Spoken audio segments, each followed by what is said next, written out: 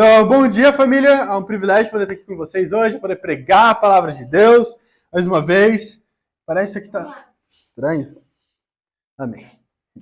Pregar a palavra de Deus é sempre um privilégio, né? E eu queria perguntar algo para vocês, sabe?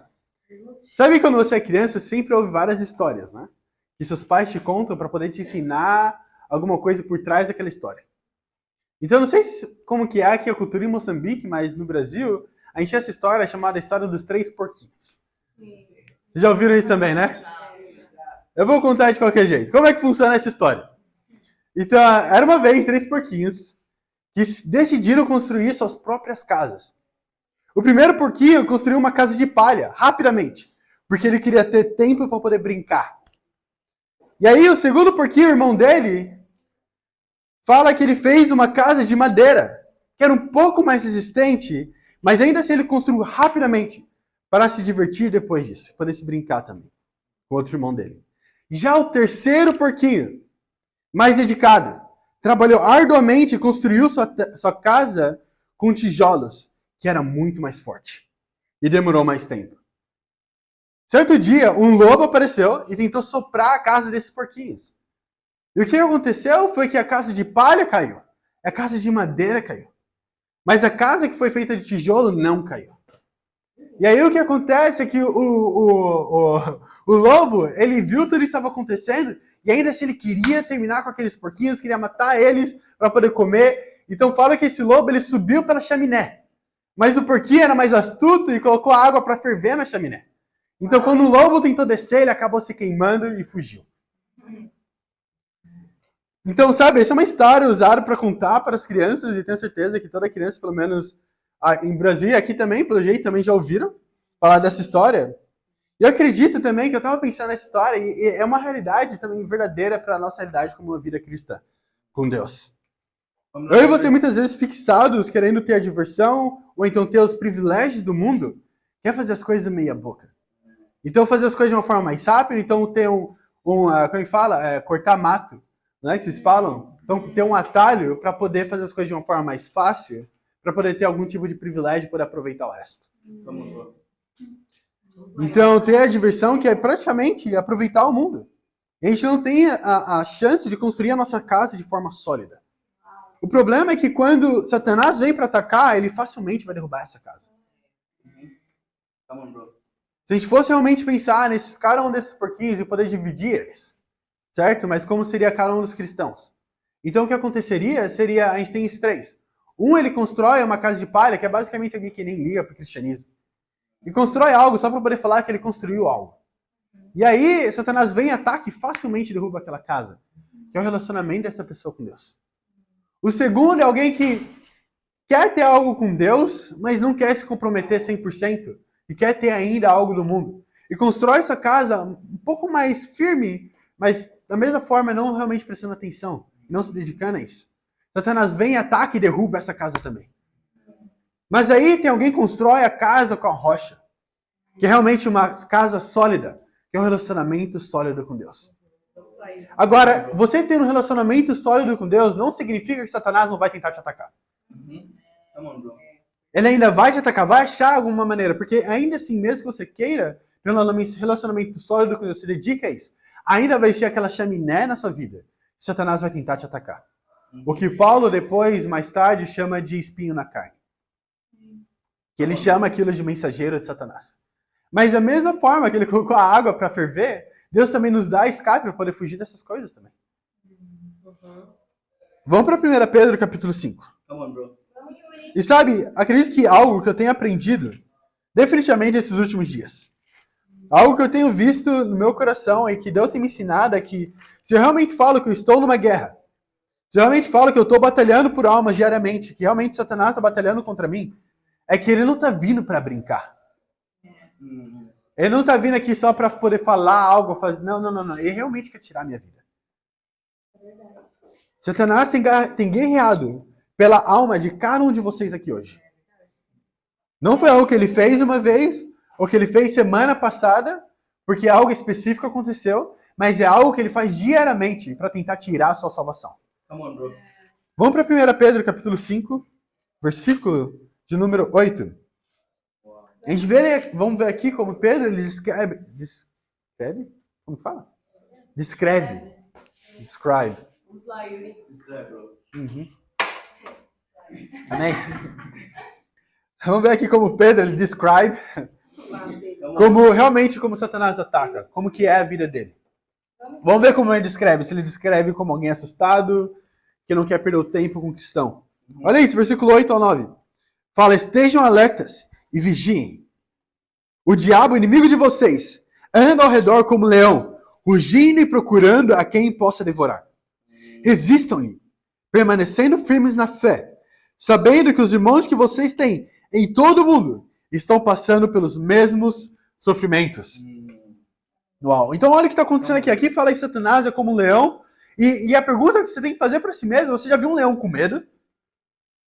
Ou um leão com dó, com pena da presa dele? Fala, nossa, mas Samara está passando por tanta coisa, então eu não vou atacar ela. Coitada da Samara. Nossa, o Munias, nossa, ele já passa por tanto, já passou tanto na vida dele, então vou me segurar e não vou atacar ele, porque ele já tem sofrido muito, né? O leão, quando ele vê a presa, a primeira coisa que ele pensa é comida.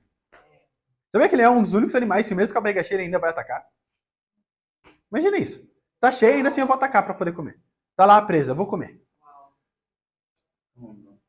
Isso é muito interessante, porque é o que ele compara. Ele fala que ele fica passando ao redor. Vocês já viram aqueles vídeos de leão atacando no Discovery Home and Health, ou então National Geographic, que mostra basicamente o leão atacando a presa, mas antes de atacar, ele começa a rodear a presa. Ele não pula direto nela. Até mesmo quando você vê, quando eles vão fazer aqueles safaris, passeios, ele não chega lá correndo e pula dentro do negócio. Ele começa a rodear. Sobe em cima do capô do carro e faz todas as coisas antes de atacar. Agora, por que ele faz isso? Ele está procurando pelo ponto fraco. E é interessante, ele consegue ver qual que é o seu pé de apoio. Um animal. Consegue ver coisas desse tipo. E tudo isso é instinto. Mas como que você desenvolve o instinto? Você tem que praticar muito. Por isso que depois ele fala que seus irmãos ao redor do mundo inteiro estão passando pelos mesmos tipos de provação. Porque ele não está fazendo isso apenas com você ou comigo. Ele está fazendo isso ao redor do mundo inteiro. E o objetivo dele é só um, tirar a sua vida. Come on, bro. Mas é interessante porque, como discípulos, ele fala que a gente pode resistir a ele e ele vai fugir da gente. Mesmo um leão. Então, em vez de presa, nós tornamos caçadores. Isso é incrível. Porque, como não discípulo, sem Deus, eu sou apenas mais uma presa esperando para ser devorada por Satanás.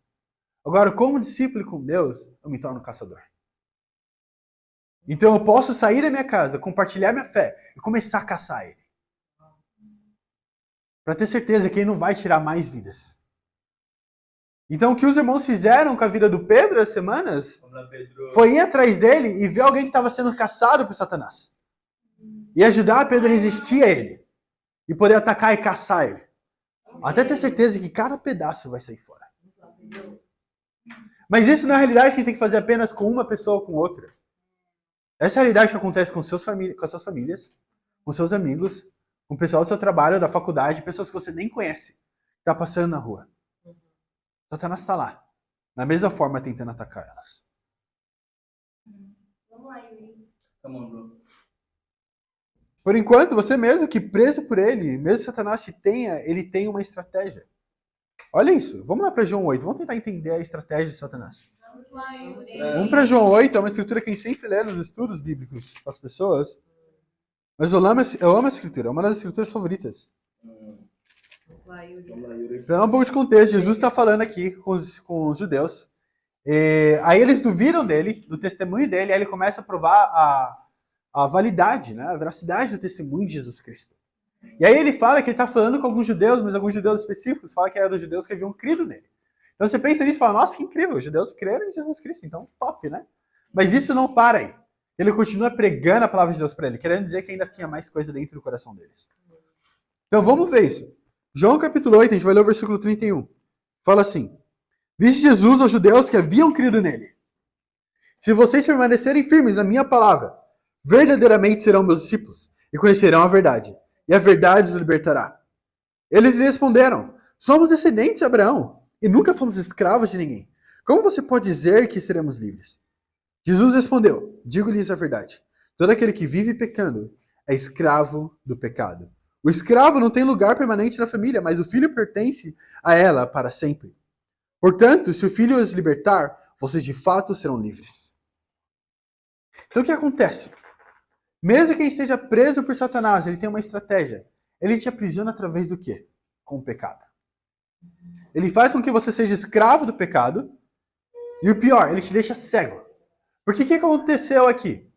Fala que depois de pregar para eles, fazer todas essas coisas, eles não conseguiram ver que eles eram escravos ainda.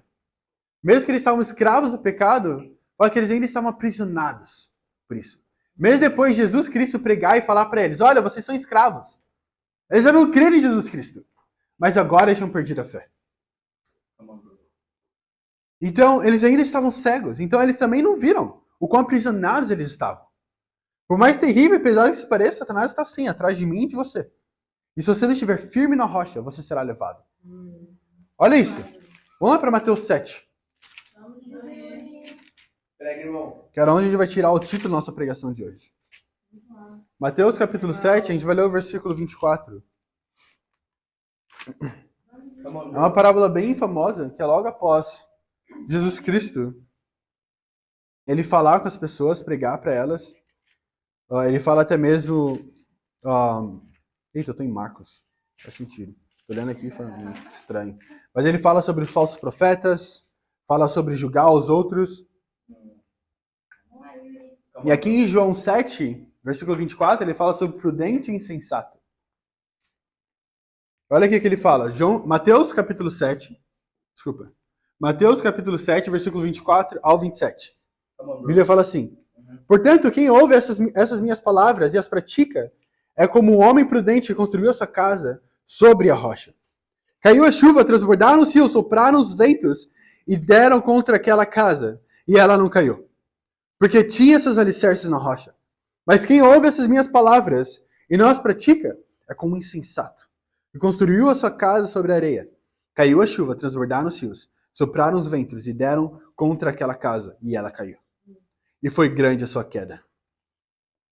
Então, o título da pregação de hoje: construindo na areia ou na rocha?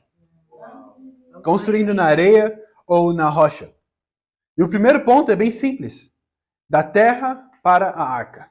Agora, por que disso? Sabe, algo que eu não tinha percebido antes foi que Deus, na realidade, fala que acontecerá aqui com as pessoas construírem. Ele fala de exatamente algo específico que aconteceria com elas, dependendo da forma como eles construiriam a casa delas. Certo? E nós entendemos que na Bíblia essa casa muitas vezes é mencionada como a nossa própria vida. Como o templo do Espírito Santo, nosso próprio relacionamento com Deus. Então muitas vezes somos uma representação de uma casa.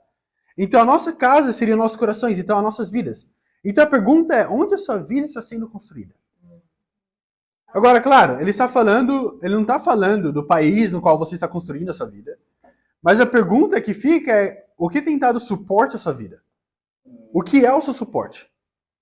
Sabe, para falar um pouco para vocês, algumas coisas têm acontecido no movimento. Ontem mesmo, a gente recebeu algumas notícias de algumas coisas que estavam acontecendo ao redor do movimento, sobre alguns líderes que caíram da fé. Que ao invés de construir a casa deles, o relacionamento com Deus deles, na rocha, construíram sobre outras pessoas.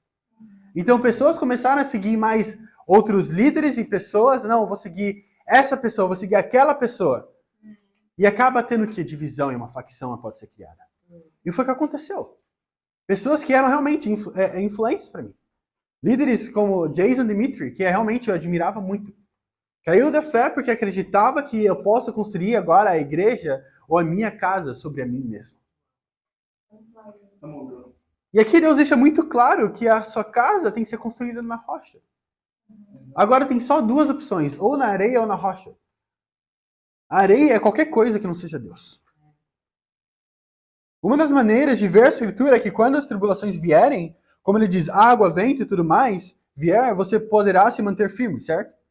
Mas outra maneira de ver isso é que as mesmas coisas que ele está falando aqui se referem ao que aconteceu, na verdade, no dilúvio. Que seria o julgamento de Deus, basicamente, que a gente vê em Gênesis capítulo 8. Ele fala que a chuva vai vir, o vento vai vir, os rios vão transbordar, e a casa ainda permanecerá firme. Então ele fala que quem construiu a sua casa na rocha seria o homem prudente. Alguém que ouviu as suas palavras. Agora, o que é interessante é que Noé ouviu o que Deus queria que ele fizesse e construiu a arca. Fala que ele era o único homem justo na face da terra. Então ele ouvia e colocava em prática. Agora, infelizmente, nós vemos que em 2 Pedro, Noé é mencionado como pregador da justiça. Então, o que isso quer dizer? Quer dizer que ele realmente pregou a palavra para cada uma das pessoas lá. Mas elas não quiseram ouvir. O que aconteceu? Caiu a chuva, transbordaram os rios, sopraram os ventos e, infelizmente, foi grande a queda da humanidade. A gente vê isso em Gênesis capítulo 8. Pois ela não quis ouvir a palavra de Deus. E nem colocar em prática. Tem uma frase que diz: conhecimento sem ação é como um mapa que nunca leva a lugar nenhum. O conhecimento sem ação é como um mapa que nunca leva a lugar algum. É como ter resposta para algo, mas não usar essa resposta. É como ter a cura de alguma coisa e não aplicar ela.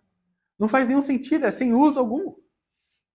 E muitas vezes o que acontece é que pessoas querem ter esse conhecimento. Falam, não, quero ler mais a Bíblia, quero fazer isso, aquilo, outro. Mas não quer colocar em prática. Agora, qual que é o benefício disso? Quanto que a sua vida vai ser mudada? Se você tem um conhecimento, não, mas eu leio a Bíblia, eu vou para a igreja, faço isso, aquilo, outro. Ok, mas quanto disso tem mudado realmente a sua vida?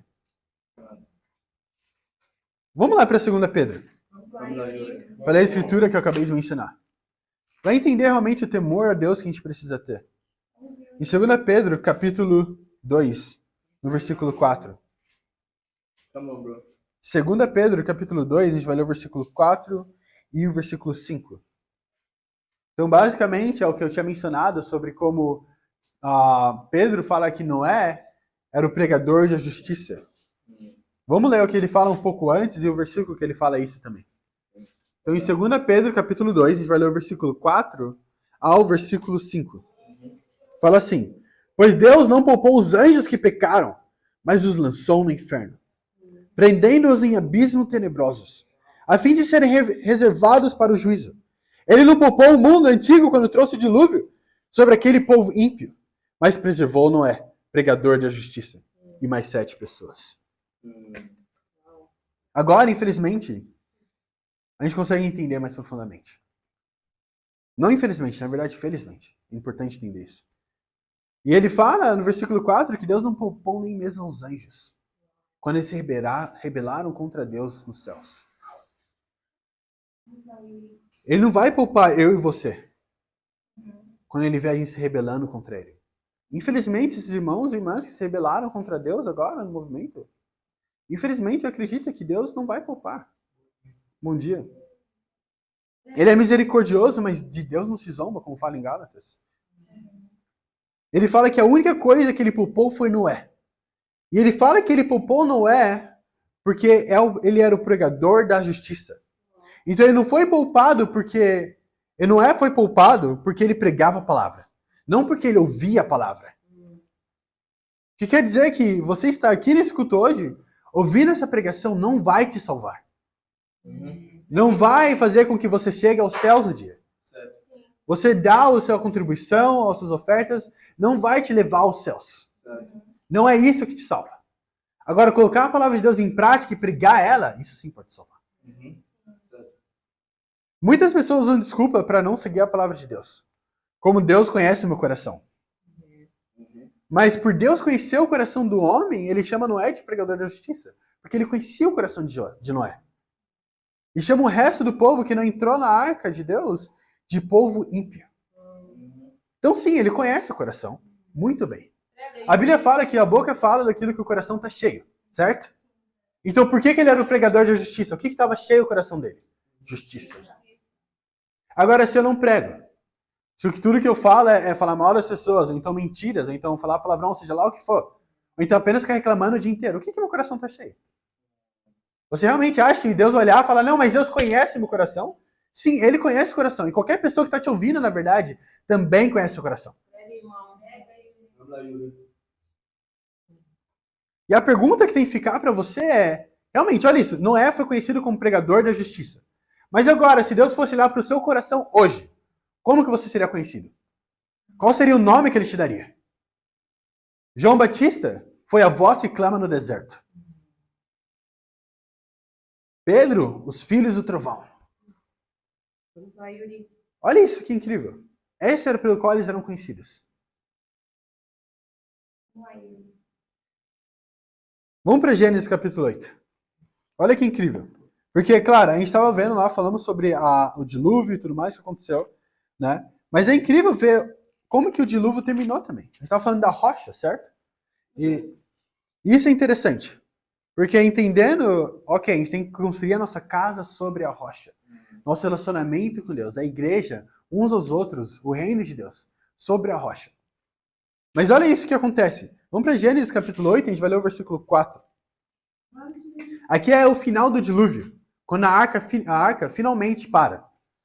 Gênesis capítulo 8, a gente vai ler o versículo 4, e fala assim: Vamos lá, Yuri. E no 17º dia do 7º mês, a arca pousou nas montanhas de Ararat.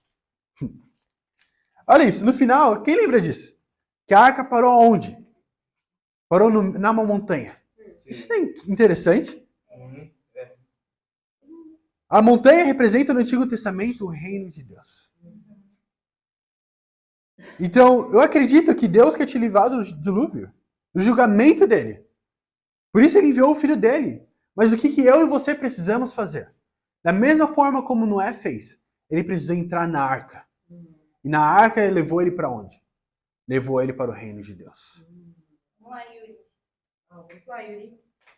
E realmente, eu acredito que a gente precisa ouvir a palavra de Deus e assim a gente pode receber a salvação. Essa montanha na qual a arca pousou seria a montanha Ararat, que no hebraico seria Ararat. Montanha sagrada. Então, claro, para entrarmos em um reino que é sagrado, a gente precisa nos santificar. Então a gente não pode entrar de qualquer jeito, de qualquer maneira. A gente precisa se arrepender. Realmente nos separar do nosso pecado. Não é qualquer um que é aceito. Qualquer igreja hoje, você pode começar a ir na igreja todo domingo, e aí de repente você se torna um membro da igreja. Certo? E é isso.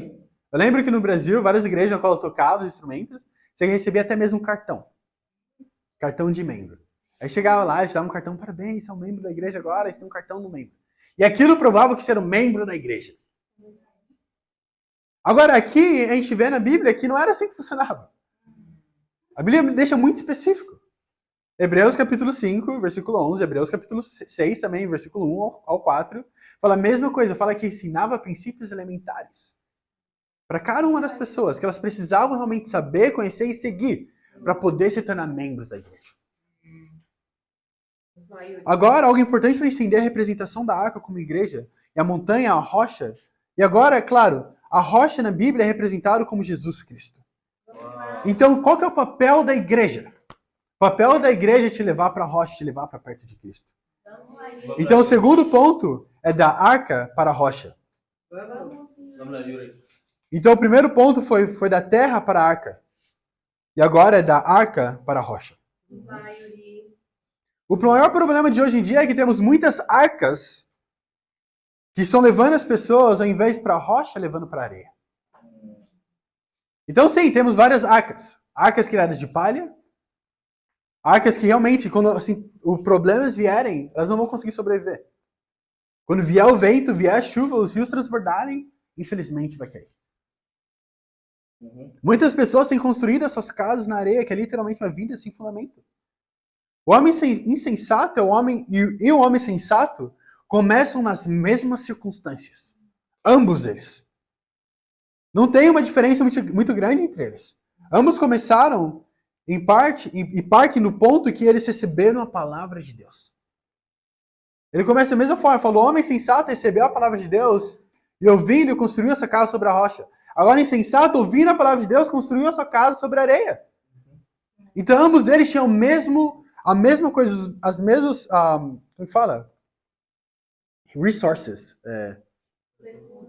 Recursos. Amém. Eles tinham os mesmos recursos. Agora, o ponto é como você vai usar o recurso que Deus te deu. Você tem a palavra de Deus já. De verdade. Realmente. Eu posso ficar aqui o dia inteiro pregando, falando um monte de coisa, mas, pra ser bem sincero, isso não vai mudar muita coisa. O que realmente vai mudar é depois disso. O que você vai fazer com toda essa informação?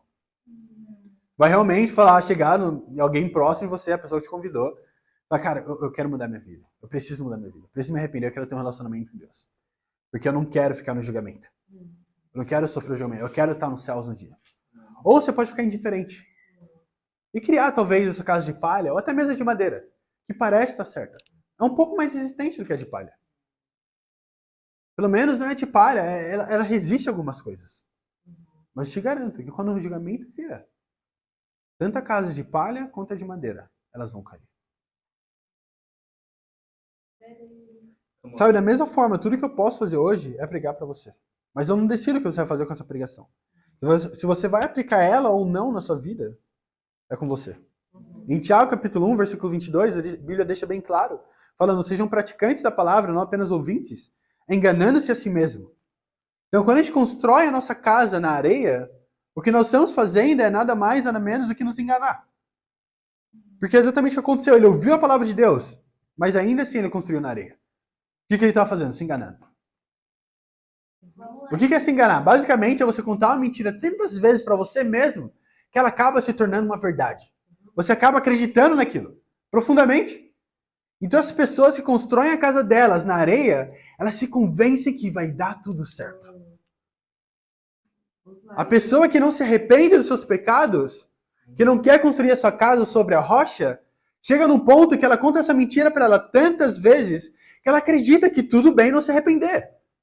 Que tudo bem não largar o pecado, tudo bem não tomar uma decisão agora para Deus, tudo bem eu não ser radical sobre o meu pecado, tudo bem eu não apontar o pecado no coração do meu irmão, da minha irmã, tudo bem, quando chegar o julgamento, Deus vai ter misericórdia deles, certo?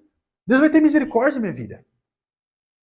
Ou então, quando Satanás atacar, tudo bem, eu posso confessar o meu pecado de qualquer maneira, certo? Aí eu vou ser perdoado de novo. E esse é o problema. O problema é que a gente fica enganado, a gente se engana aqui pensando que, ok, eu vou construir minha casa na areia. E aí eu vou ser atacado e vai ficar tudo bem, quando não vai. Tem uma razão pela qual os leões dentro do zoológico ficam presos dentro de grades. E não no cercadinho como o elefante. O elefante é grande, mas não tem nenhuma ameaça. Coloca um cercadinho de madeirinha ali ao lado dele, ele não passa. Agora o leão tem grades em volta dele. Tira aquela grade para ver o que acontece com você. Eita, coloca essa mão lá. Fazer um carinho nele. Eu amo cachorro, mas aquele tipo ali eu não gosto. Leozinho bonito. É um cachorro muito grande, é um gato, só que o cachorro é um trem ali. É mais fácil. Mas essa é a realidade, a gente sabe que não vai ser sólido. Não vai te sustentar. Eu sabia que a minha vida religiosa não ia me sustentar. Nunca me sustentou. Eu tentei ver dessa maneira, tentei construir minha casa na areia múltiplas vezes, porque caiu todas as vezes. Eu construía, certo? A minha vida religiosa ali. Não, porque agora eu vou colocar em cima do como eu me sinto depois de tocar uma canção e ver tantas pessoas aceitando Jesus no coração. Eu vi que as pessoas se moveram, elas vão mudar, elas querem mudar. Então essa vai ser minha motivação, essa vai ser minha base. O que aconteceu? Chegou segunda-feira, fui tentado, caí em pornografia e masturbação de novo. Voltei a fumar, voltei a beber. Não, talvez se eu basear na minha família, porque eu amo minha família, meus pais me amam, eles dão o melhor pra mim, então eu posso basear neles, então. E aí chegava, algo acontecia, eles falhavam comigo, porque eles eram homens, seres humanos, e eles falham. E aí eu voltava pro pecado novamente. O único momento que eu consegui realmente ficar sólido contra os ataques de Satanás foi quando eu decidi construir meu relacionamento com Deus na rocha. Baseado em Deus e somente em Deus. Na cruz de Cristo. O que significa? Significa que não importa o que aconteça à minha volta. Não importa o que as pessoas vão achar de mim. Não importa o que vai acontecer no meu trabalho, nos meus relacionamentos, seja lá o que for. Ainda assim, isso não vai mudar. E não deveria mudar. Olha isso, Salmo 118, versículo 22, não precisa ir lá, mas fala: a pedra que os construtores rejeitaram, essa veio a ser a principal pedra angular. O que acontece é que nós rejeitamos a rocha que é Jesus Cristo. E eu e você, nós somos esses construtores que a Escritura menciona. Fala que a gente constrói a nossa própria casa. Eu construo ela. Mas aí ele fala que quando eu estou construindo a minha casa, o que aconteceu foi que os construtores rejeitaram essa rocha, que é Jesus Cristo. Então quer dizer que você só rejeita algo que te é oferecido.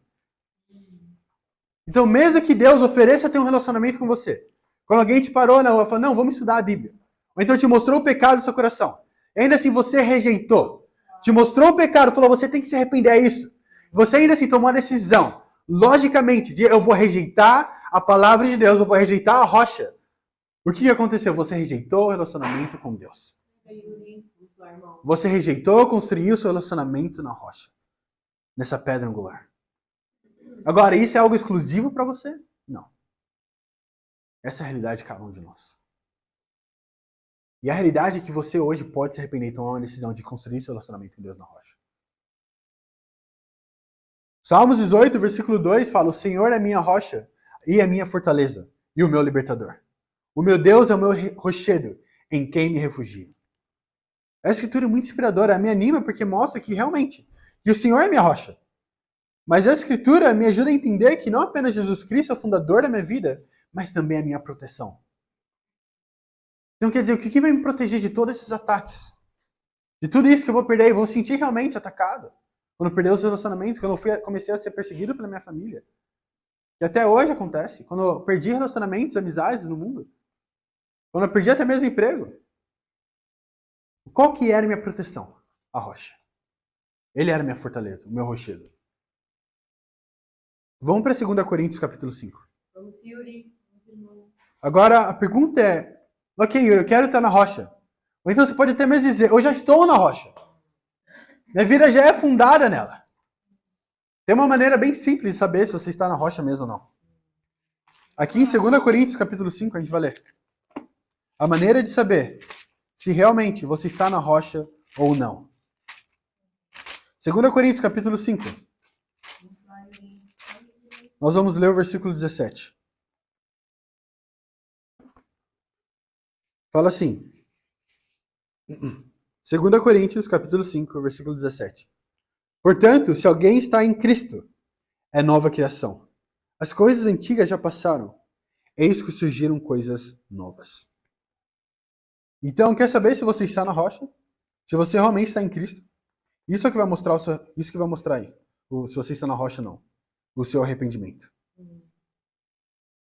Aquele que está em Cristo, nova criatura é. Se você realmente está nele, a sua vida vai mudar.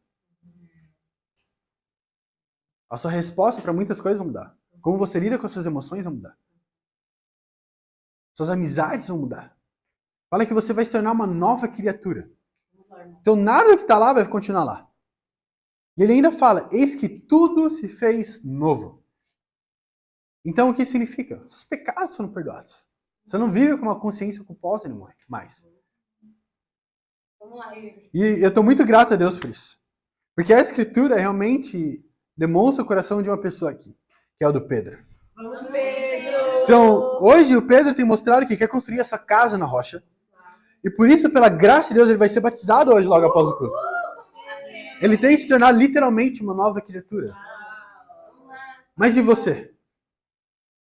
O quanto de uma nova criatura você tem se tornado todos os dias?